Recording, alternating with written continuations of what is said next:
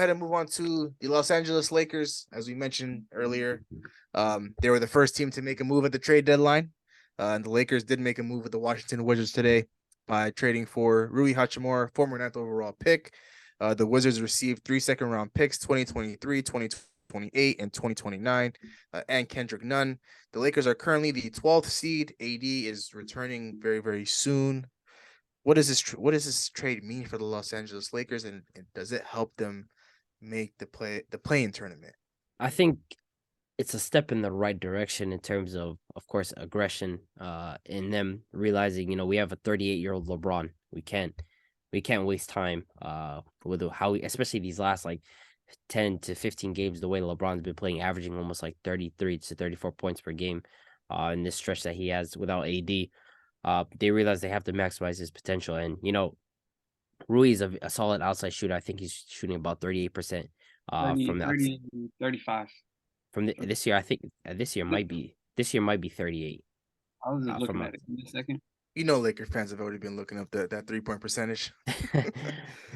Of course, any play that comes to Lakers, they're gonna gas him up. But I think Rui, just playing I'm not gonna gas him up, but Rui playing with LeBron will allow him to be able to shoot from the outside, attack closeouts, especially being able to play with LeBron and AD. It's gonna generate looks. Like when you play with LeBron, you're gonna get looks. So, and he's a big body. He's 6'8", 6'9", forward. So he's gonna definitely add some wing depth to a team that desperately needs it.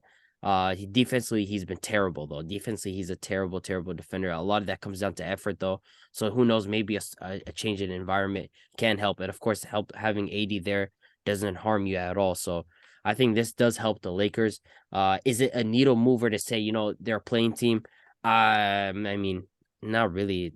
It's not like, no one's gonna say, Rui Hachimura just helped us get into the playing game. Like that's not, nobody says that. Like it is help. It is help for LeBron, but not enough to say, this is a playing team. I think Lakers might be already bound for the play-ins as it is now. Only 2 games up the 6th seed right now. So I feel like as it is now, but yeah, I don't think it's that much of a needle mover. To me, I feel like it's not much of a needle mover, but it's better than Kendrick Nunn. Much better than Kendrick Nunn. I mean, we got actually a guy that can actually, play power forward somewhat offensively, stretch the floor. You said 37%. He was 38%.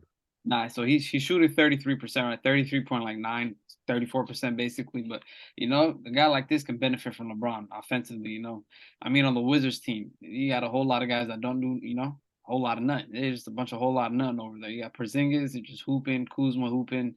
Kuzma is the guy that he was hooping on LA and he came over there, took his spot. And, he might benefit coming over here playing the same role Kuzma did offensively, but defensively, hopefully he gets right. AD gets him right. And, Pat Bev gets him right. But, I mean, if it's not a needle mover, but it's a better move. It's a better acquisition than all the small guards that we have on our team. So it's a good move for us to add another big 6'8", movable small forward, power forward guard. So, yeah, I like it. But we'll see what happens.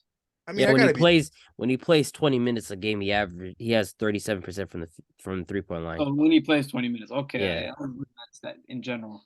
Because he doesn't start. Yeah, of course for the Wizards because they're Porzingis and Kuzma. Kuzma came, took his spot and everything. Yeah. So. I mean, that was the whole reason why they ended up trading him because they knew they probably weren't going to get to an extension this offseason, and then it was better to get something back for a guy like him.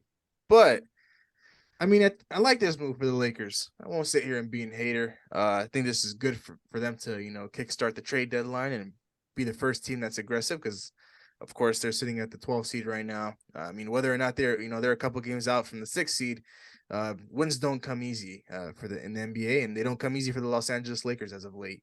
So, we can't sit here and say 2 games from now. Hey, relax, man. AD back. They'll be sitting at the 6th seed. I mean, Anthony Davis can come back for a couple of games, but you never know his health. But of course, we always want to see him out there on the floor. But I think this move is good simply because it moves you away from guys like Juan Toscano Anderson. It moves you away from guys like maybe Troy Brown Jr. And then Kendrick Nunn. He's just been very, very inconsistent during this time for the Lakers. There was a point where he didn't even step foot on the floor. I think it was last season where he didn't even play for you guys. If I'm not mistaken. He was hurt all last year, and then the beginning of this year he barely played. And due to Lonnie Walker and Austin Reeves being injured these last couple of weeks, he's been playing, but the inconsistency, you get one good game, then you get a game with 0, 0, 0, 0, 0, and none. He doesn't score, he doesn't put none on the stat sheet, he misses like 5 threes and then just rides the bench. So yeah. Yeah, so I think I'm not even looking at the fact that they're offloading a guy like Kendrick Nunn. I'm just looking at the fact that they don't necessarily have to play guys like Juan Toscano Anderson, or guys like Troy Brown Jr. anymore. I'm sure Troy Brown Jr. is only really getting minutes right now simply because like guys like Lonnie Walker and Austin Reeves haven't been able to, step on the floor due to the health issues and stuff like that. But I think I saw Juan Toscano Anderson start a few games for the Lakers, and it's not easy on the eye to watch that guy play, being from the Bay Area and stuff like that. So I like this move for the Lakers. I'm not going to sit here and say it's a crazy needle mover, but I do like the fact that they're aggressive. This is something that they need to do coming into this trade deadline. They need to help LeBron as much as possible, even if it just means getting LeBron into the playing spot. Like, of course, you're not going to be able to move that Russell Westbrook contract. I think he's going to stay on the Lakers and hold down that bench spot, that 6-man role, which is pretty much suited him since he's gotten it.